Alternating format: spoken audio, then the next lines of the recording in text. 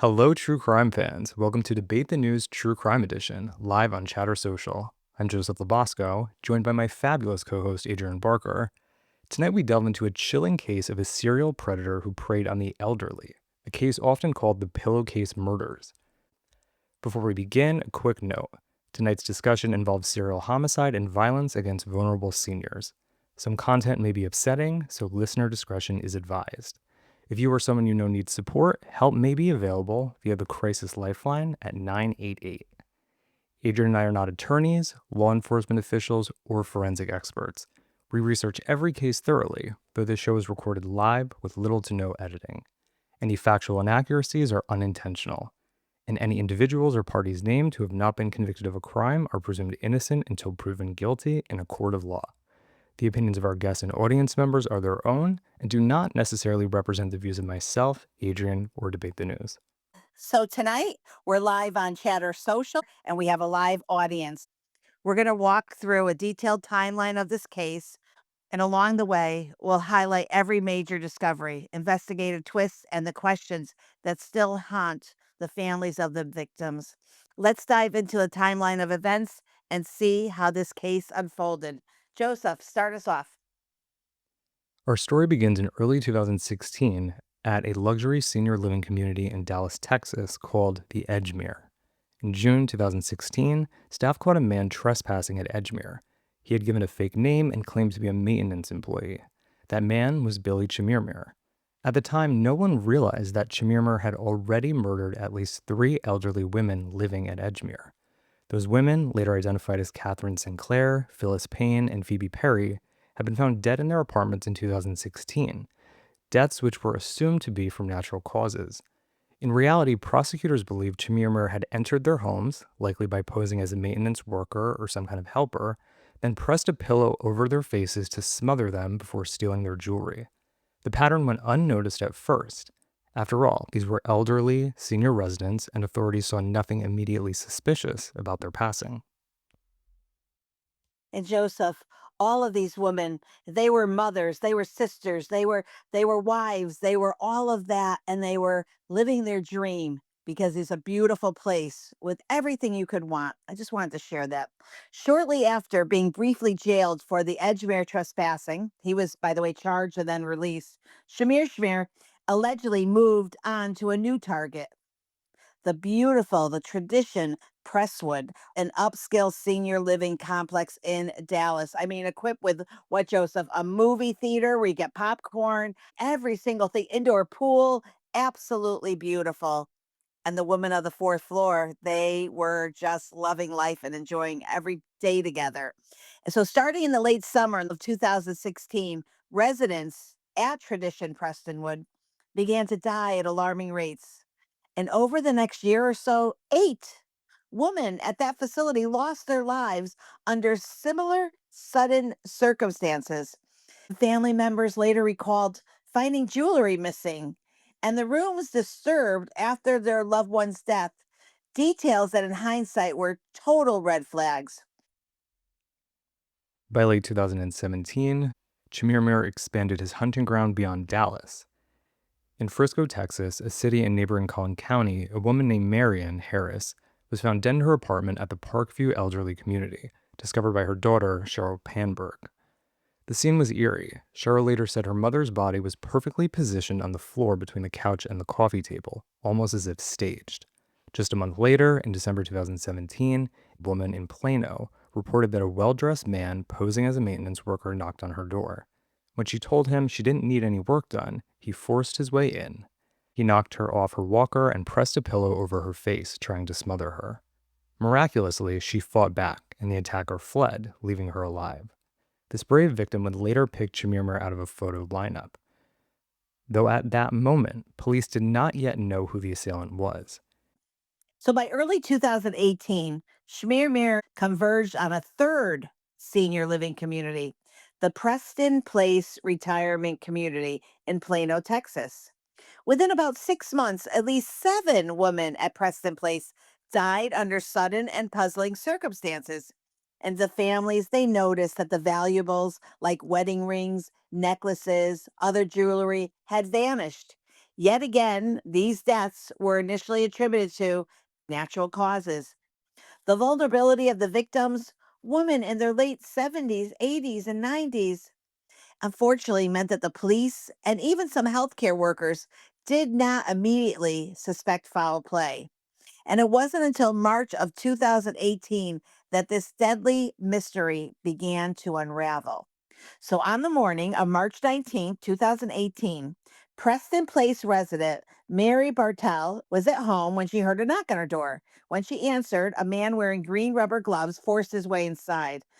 "Don't fight me, just get on the bed," he told her firmly. He then grabbed a pillow and pinned it down over Mary's face. Mary later described the terror of that moment. "I felt as though I could not breathe. I thought I was die. I'm not afraid to die, but I didn't want to die that way," she recounted. And the attacker smothered her until she lost consciousness. Then, thinking he had killed her, he stole her jewelry and fled the apartment.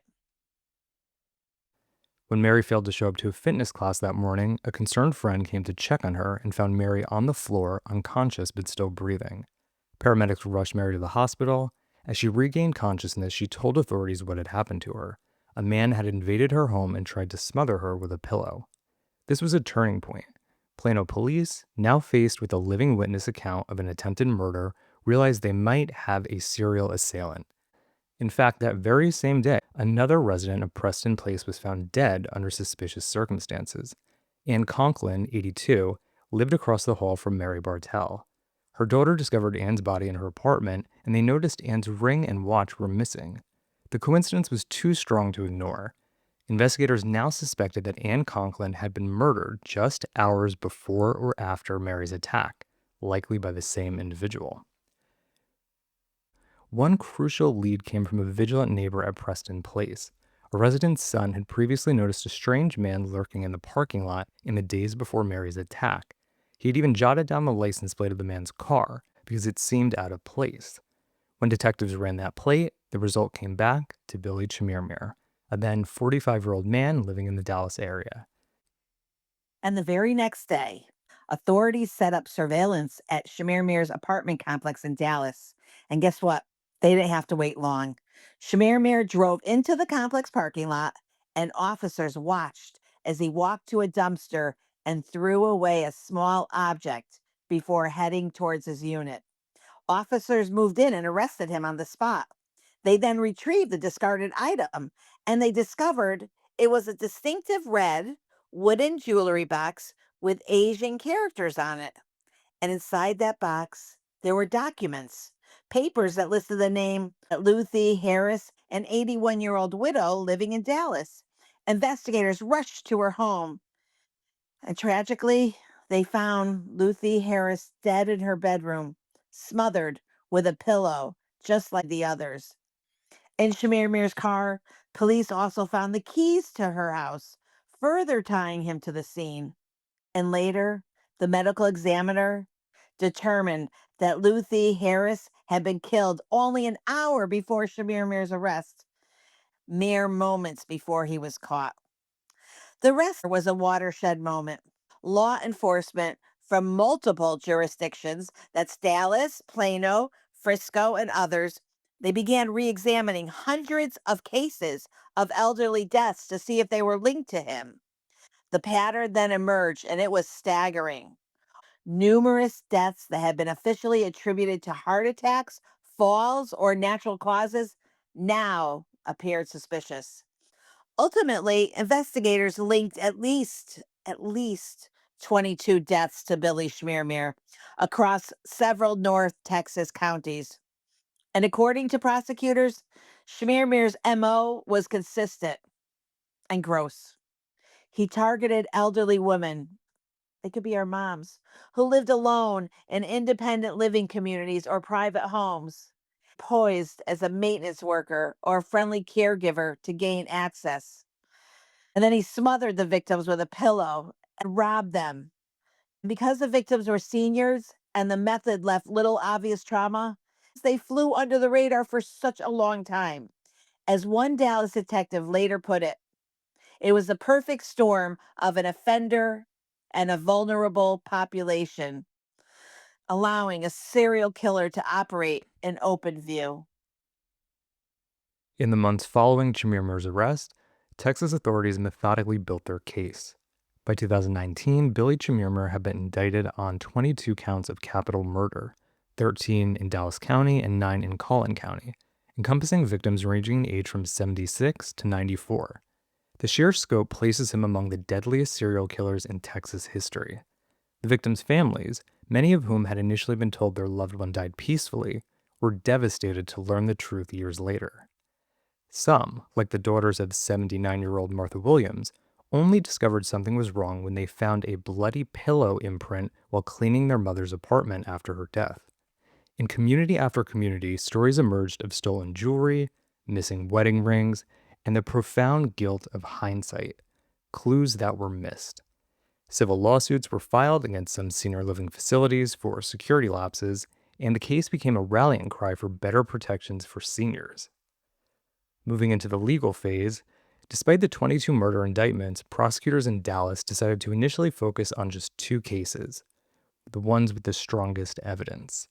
The first case to go to trial was the murder of Luthi Harris, the woman whose jewelry box provided that critical link. In November 2021, Chemirmir's first trial began in Dallas County. It ended in frustration. The jury was hung after one juror refused to convict, resulting in a mistrial. However, Dallas County prosecutors immediately vowed to retry the case. In April 2022, Chemirmir was retried for Luthi Harris's murder, and this time the outcome was different. The jury took only 45 minutes of deliberation to find him guilty of capital murder. Chemirmir, who maintained his innocence throughout, was sentenced to life in prison without parole. Texas prosecutors did not seek the death penalty. With one conviction secured, prosecutors moved to the second case, the murder of Mary Brooks, 87, another Dallas County victim who had been found dead in January of 2018. The evidence, though circumstantial, was very compelling. In both trials, prosecutors painted Chemirmir as a cold, calculator killer who preyed on older women for jewelry and valuables. They highlighted how he would stalk victims at places like Walmart, follow them home, or just roam the retirement hall pretending to fix things. Ugh. In the Brooks case, as in Harris's, the jury returned with a guilty verdict. Shout out to the juror. I know that was probably a really hard case. I just want to say shout out for the conviction. Chemirmir received a second life sentence without parole. And the family members of the victims, they packed the courtroom. Many were wearing pictures of their mothers and their aunts, and some wept with relief at the verdict.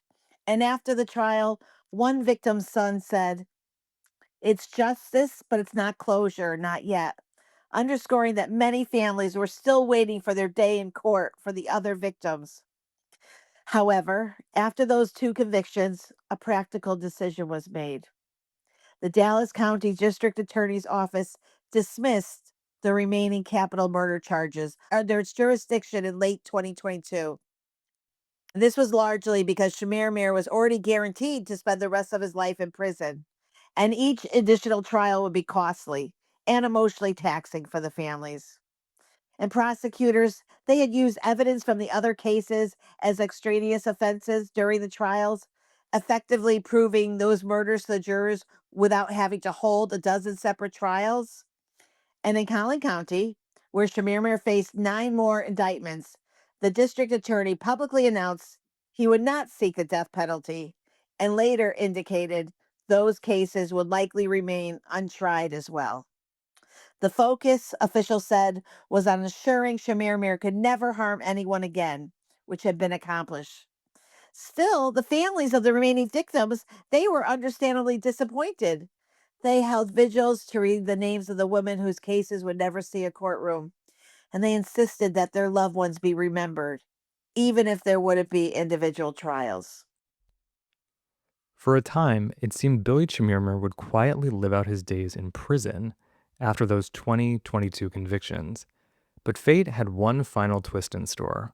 On September 19th, 2023, less than a year into his life sentence, Chemirmir was found dead in his cell at the H.H. Caulfield Unit, a prison in East Texas. He had been murdered by his cellmate in an early morning altercation, according to prison officials. The Texas Department of Criminal Justice reported that Chemirmir's cellmate, who was himself serving a sentence for murder, attacked Chemirmir. By the time guards intervened, Chemirmir had been beaten to death in his cell. He was 50 years old. News of Chemirmir's violent end elicited mixed reactions. Many of the victims' relatives expressed relief that he could no longer hurt anyone, with one family member bluntly calling it, quote, jailhouse justice, end quote. Others were shocked that even in prison, there was a failure to keep him alive to face the full weight of the law. In the end, this case was closed not in a courtroom, but in a prison cell. The saga of the so called Pillowcase murders has thankfully come to an end, but this case has prompted calls for improved safety protocols at retirement communities and better investigations of elder deaths. It also stands as a stark lesson that evil can lurk where we least expect it, and that every victim deserves justice, no matter what. So Joseph, I just want to go back and say again, these women, they were healthy, they were loving life, they were enjoying all the things that you could imagine when we get to that age after working so hard that we could enjoy the food and the people, their friends. I mean, there was a lot of love, right, Joseph, in these nursing homes between these women. Absolutely. They were friends, and by their own accounts, in some of the interviews they gave in this documentary, were literally living their best life. It reminded me of college. They like lived across the hall from one another. They would have all these fun activities. They drink wine sometimes. They were fully functioning, happy, productive people, just like everyone else. They just happened to be of a certain age in one of those communities. So it's just so heartbreaking that this happened, and it's crazy. It's crazy. They had a lot of other family members that loved them too. And I think they weren't being listened to. There was nothing that they were just told, like, case closed, your mother died of natural causes. So let's ask a question. We've got a nice crowd here. Do you think law enforcement and medical examiners displayed a bias or blind spot by not investigating these deaths more thoroughly? So in retrospect, I think yes, to a certain extent. This was almost 2 dozen people who were murdered, whose deaths were just completely chalked up to natural death, even though there was a pattern of these happening in clusters at a certain time at the same community. So, yes. This is Debbie. So, I watched the documentary and I think that the cops, they kind of did dismiss it a little bit because of the age of these women. However, one of the victims, I think it was her daughter, turned around and was just like, who dies perfectly straight in their bed? Like she was concerned and didn't understand why they didn't investigate further because her mother was laying perfectly straight and on her back in the bed. And so she had questioned that from the beginning as to there's something not right here.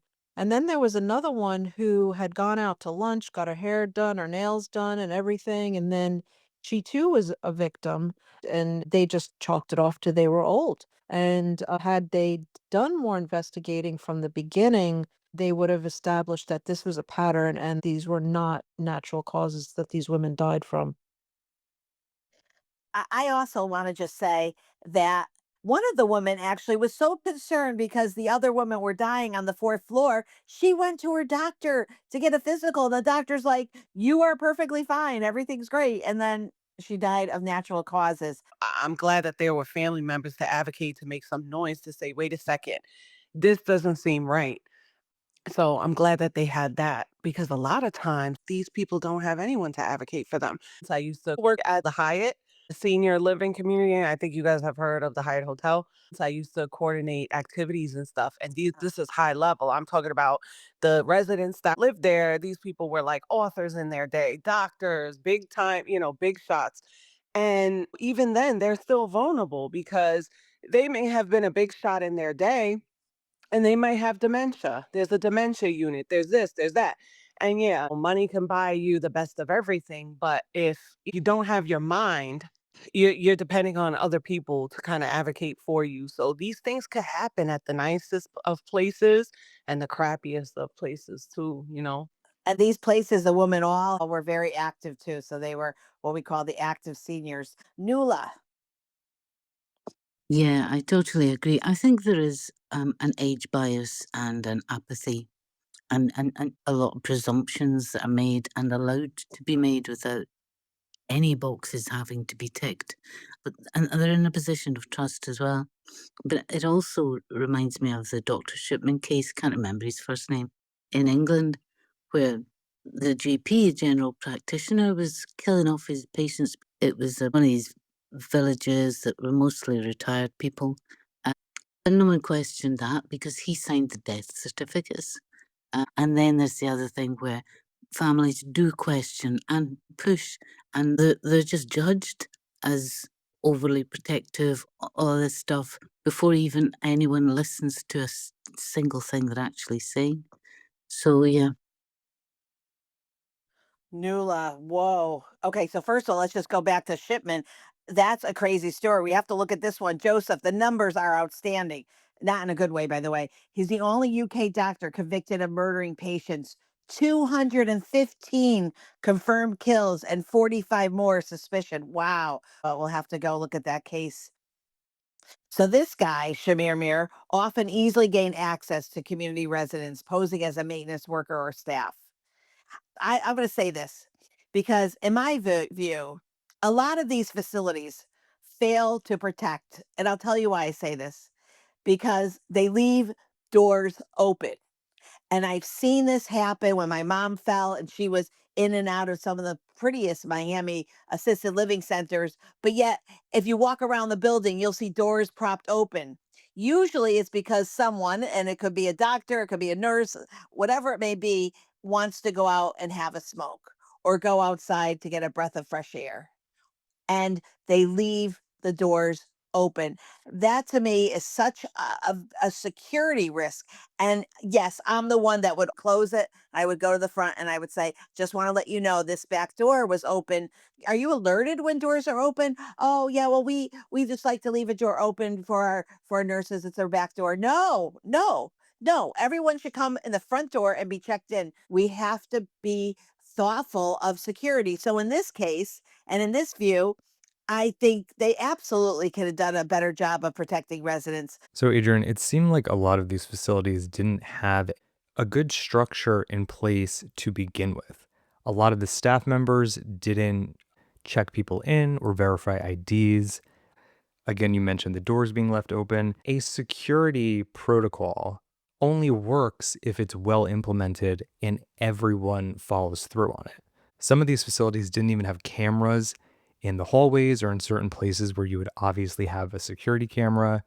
People were able to gain access to buildings without like a key fob or anything. Yeah, I think that that was another area that they kinda lacked in was the security for just the people living in that senior environment. I do know that there was one security guard that he kind of brought attention to what was going on, and they said he was in one of the facilities, and I can't remember which one he was in, but he did kind of bring attention to it, and that's when they started to really kinda say, "Well, there might be something here," because he was just like, "This is not making sense." So I do think that they failed in the whole security department as far as that goes. Definitely, Debbie. Corey, I see your hand raised. I just was going to say, even in the event of all those security measures being in place, I still think it's a cautionary tale for us to never underestimate our surroundings. Many of us may live in gated communities or whatnot, and the same thing applies. Like nothing is safe. Doesn't matter where you live, it's the suburbs or even the inner city. And I say that specifically because I have delivered to nursing homes for all the kind of side hustle jobs I've done. So whether it's Instacart, which is grocery delivery, whether it's Amazon, and people could have a false sense of security even getting past that gate. So even if they had all the procedures in place and you were actually in the building to go see the correct person, after that you can still deviate and be roaming all around the building. So it's not like someone escorts you. There's some nursing homes I've been to where everything's just left at the front desk. I love that because then I don't have to be walking through a building to go deliver groceries. But then again, then they should be still calling that resident or getting into communication with that resident, and that resident still should be able to make sure they can verify who is coming to their door. So I think there's a couple different things that can happen or it could have happened in this instance to help safeguard some of those folks. But it just sounds like, them being in affluent areas or affluent retirement facilities, that's why the security was lax because people just assume nothing's going to happen here because we're safe. Corey, what a great point. Wow, I gotta say holy moly on that one because I didn't even think about that, but you're right. So you experience both as a driver, a delivery driver. So you go in, you experience that they actually said, did would they call and say, Madeline, your driver is here. Did you order it? Oh, they're on the way. Or like what did you I find happening it both? would just be yeah, a little bit of both. Some where they're just like, oh, I know who ordered that. Just leave it right here at the front desk. Or some, this is for so and so. Go ahead to to their room. So again, it needed some people not being that stringent to just say, okay, Amazon or Instacart, you're delivering groceries, go right ahead. Like that was pretty much it. And like I said, even if after you're done with these jobs, Instacart, the Amazons, they may give you a vest or a kind of ID to have. But like I said, you could still quit those side hustles and still have all that material. So you still could be manipulative. I could just keep my Amazon vest on. I have it in my car right now and just randomly have a package in my hand and saying, I'm delivering this. And they could just shoot me in and I could be up to do all what kind of mischief in a facility, especially if it's crazy big. A smaller one, maybe not so much, but some of these ones are like their own small little city or small little neighborhood. You probably could just get right past and just be there looking to see what doors may be unlocked or what you could gain access to. Pretty much just learning the system so you could do something then or even come back and do something, that's unlawful. Corey, you know what? This makes me think actually that if you are in a position where you are looking at a place for your family member, I definitely think I would ask that question then. How do you handle deliveries?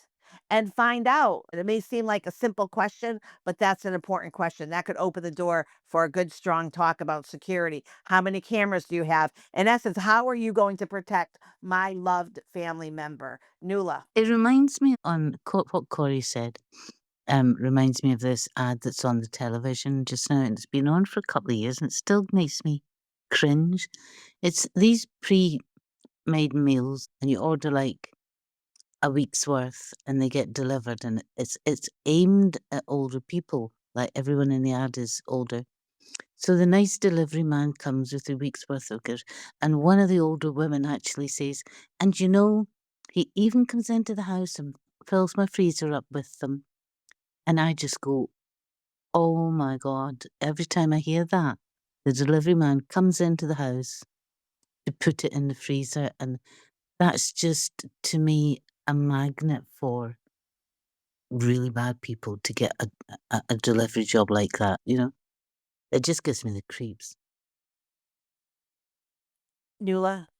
I don't think I would do it if I lived alone or I would have to know the person. And that is something to always consider. Or you just have them leave it at the door and then, you bring it in yourself. That would make more sense. But that's definitely something smart to think of. Safety, safety, safety. And take the mic.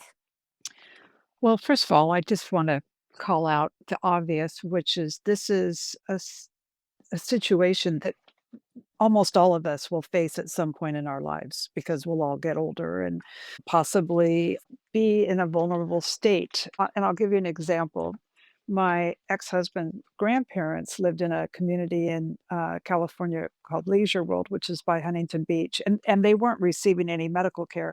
They were just they were great. They were in pretty good health and taking care of themselves and totally mentally competent, and they had hired a painter to come in and do a little bit of interior painting, and it took us a long time before they told us this, and that person stole jewelry, threatened them physically if they told anybody, and, threatened to harm them also because he was bigger and stronger and younger, and when grandpa finally told us about it, he was embarrassed. He was embarrassed that he could no longer protect himself and his spouse. He was embarrassed to tell us that the situation had even happened. He wouldn't give us the name of the painter or the company so we could pursue it. It was just an awful situation for him. So there's a lot of different situations that occurred that I think sort of live under the radar, if you will. And I can't say that we came up with any great solutions to help them, honestly. We live 2 states away. We tried to encourage them to make sure we were there before they had anybody come in the house, but that wasn't always practical. So there's a lot of things that go on, and I think just having a level of awareness, and offering to help people is probably gonna be more helpful than anyone realizes, and with that, I land. Yeah. You know where I felt, Anne, that my parents were most vulnerable? I always thought it was in their car. And I would always get mad at Sean or Adise because they would leave my parents and walk into Nordstrom. And I'm like, no, when you wouldn't leave Alana, who at the time is young, you wouldn't leave Alana in the car alone. You don't leave my mom and dad alone because they're vulnerable. And they're like, nothing will happen. I just get so angry. So prosecutors chose to try him for 2 murders. So everyone in the room right now, put yourself in as the family member. What would you want? Would you want your family member to get the trial, to get the justice? Or would you be, okay, he's convicted, it's only 2 murders, but he's going to prison? Tell me what you guys think, please. I would want my family member to get their justice and their time for their life to be honored and him to have to acknowledge and for him to have to face what he did to each person. Oh, and even if it couldn't be a separate trial for everybody, I think I forgot what serial killer it was, but they had pictures of all the victims on during his trial.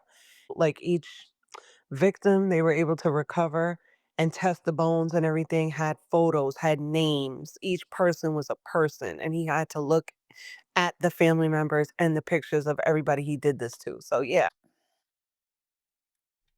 Yeah, I think that if I was in this situation, I think I would be not happy if I was being told that they were going to drop the charges and not pursue a prosecution for a murder of a family member of mine just because they happen to already get that same individual in 2 other murders. At the same time, doing true crime as much as we do, I do understand that this is something that isn't that uncommon and this does happen. We saw this in the Eileen Bornos case. We saw this in a couple other cases. So I understand the logic behind it, but I don't think I would be too happy about it. Yeah, I think families deserve their day in court, and they deserve for this person to be named as the murderer and proven as the murderer. And I think at the very least, families should be given the option to say, well, because some families might say, No, I don't want to hear all the details. I don't want it reported in the press constantly every day. I'd rather not." But if these cases aren't tried, you can't say the guy did the murder if he hasn't been proven to have done it. If he's not found guilty, he's considered to be innocent of it. So there has to be some kind of legal closure. And at the very least, family members asked if they want their day in court or not. Yeah, I don't know about what you said about, not being tried, if that makes him innocent or guilty. What bothered me the most is putting a number on it. Like, come up with any excuse except it's too costly. Cause then immediately my mind went with, like, well, my mother's worth the cost. Like, what are you talking about? What does that look like? And then I just want to remind us all that Brian Koberger, who pleaded guilty, those victim statements afterwards, when the family members were able to say how they felt that day and the speaking up, you really start to learn how important it was for them, how it was an opportunity for them to have that day to share how hurtful it was. It was so impactful. So I feel bad that they didn't get that decision. And I feel bad that it was made without really their input. So, anyone else want to chime in? Corey. Yeah, I just wanted to say, yeah, that's definitely not cool because I do get it. I understand. But you almost feel like they could have grouped these killings together, especially the ones that happen in the same complex. I remember you saying like 7 or 8 there, 3 here. So when it's grouped at a complex, it seemed like they should have been able to try them collectively in that regard to give the family some type of closure. But I do think it probably was a little bit of them scratching each other's back because not only potentially could the police been liable, but then you go back to the nursing homes and everything. So those families really could have sued everybody, but that is very interesting that they weren't able to prove anything else or just allow them to get that peace and closure. And as much as I am kind of glad that he did get prison justice, I almost wish it would have been a little bit later on in life, so that if anything, the families could have even sued him civilly. And even though they knew they wouldn't get a dime, that could have been some closure for them and may have allowed them to still be able to take care of their business with the nursing homes and the police departments and things of that nature. And this is Adrienne, so I'm speaking just myself. This is not the views of Debate the News, True Crime, or Joseph, or any of our family members at Debate the News. I, you know what? I think that it was 22 murders. He should have gotten the death penalty or should have been on the table for the trial. I say yes for the death penalty. Um, with the death penalty, my understanding is that if you get the death penalty, you do get chances to appeal. And my fear would be that some clever little lawyers could find a way of getting him off on at least one of the murders on a technicality. And that's what kind of worries me about the death penalty. They do have windows to appeal. Yeah, that is an excellent point, actually. And that could very well have been the reason why they didn't introduce the death penalty. So that's an excellent point. And our poll is over, but it looks like people were overwhelmingly in favor of the death penalty. Joseph, I have a question. So I know that when a murderer goes to prison and they've killed like a child, for instance, they're usually kind of like put away and segregated because the rest of the population wants to kill them for ever touching a child. I always felt that was the same way with adults. And so my question is, why did they have him in with a murderer? Did they want the outcome to be what the outcome was? Was that what they were hoping for? Because I would have thought that he would have probably been by himself. Like, how could they have had another cellmate kill him and not be watching? Yeah, I think that he was about a year into his sentence. So I'm actually not really familiar with how the prison system works or how they house offenders. But I would imagine that after a year, and they have to have them with cellmates. I don't think every single criminal who commits an atrocious crime and therefore might be a target is going to permanently get their own cell. But I really don't know how any of that works, to be honest. Yeah, I only spent 3 years, but no, I'm kidding you. I did and I did it, everyone. And I'm not making fun of it because it's serious. But yeah, it's hard to know when you really don't know. We just don't have the inside digs on that. So, what was the last question, Joseph? So just the public awareness, at least from my perspective, I didn't hear anything about this case until I stumbled upon the Pillowcase Murders documentary series on, I believe it was Peacock. So I had heard no press about this case. So the question is, has anyone else heard of this case before? And if not, why do we think that is? That a case of a serial killer like this, killing all these people, didn't get the national press, it seems, as a lot of other more infamous cases. Yeah, I didn't know about it either until I saw it on Peacock. I don't remember it being publicized anywhere. I don't even remember it being on, like, Dateline or any of those, and I watch those shows quite frequently. So, yeah, it really should have gotten more attention because who knows what other states he could be in, because I do know that he did say he had relatives that owned these kind of facilities as well, and that nobody ever had a problem with him, so who knows?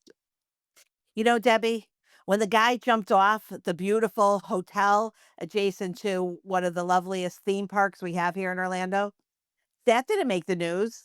When the guy on the fourth floor of the building that I worked on in Celebration, Florida, when he shot himself, that didn't make the news. When the other guy killed himself in a pond that's adjacent to this beautiful park with four parks, that didn't make the news. Like a lot of things don't make the news. Yeah, I was just gonna say that I know that there's different stories that don't make the news, and I can understand why they don't wanna affect big businesses, but this was a big deal. We weren't talking 1 person, we weren't talking 2 people, we were talking multiple people. So I do think that because we were dealing with a serial killer, that this should have gotten more attention than it did. Yeah, I think that ultimately news publications and news outlets are going to see the potential stories that are going on and they're going to decide what is newsworthy and what isn't newsworthy. So I don't know if it was a case of these crimes were kept quiet for whatever reason and maybe didn't come across the news desks to even have the opportunity to get covered, or if these news organizations were aware of it and just didn't feel it was newsworthy. Unclear. But 22 people being murdered by a serial killer, they absolutely deserve to have their stories out there and they deserve to have this case covered. So I'm glad we were able to do it. And it could be more. Or more, exactly. So that is a wrap for Debate the News True Crime. Thank you for joining us for this in depth look at the Pillowcase murders. If you enjoyed this episode or learned something new, please subscribe to Debate the News True Crime on your favorite podcast platform and consider leaving us a review. Your support helps others find the show and join the conversation. And also, don't forget to download Chatter Social. It's free. Get in here. We want you in here now to be part of the conversation. And as always, we appreciate you listening and being a part of our true crime community. We'll be back next Tuesday with another case and another thought provoking discussion.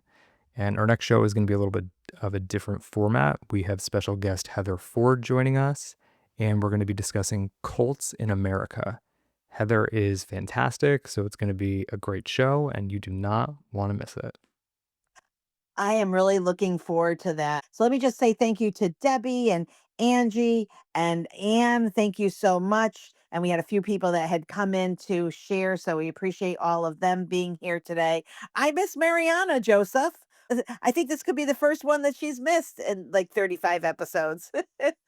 So until next time, chatter friends, stay safe, stay curious. We thank you for being here and good night.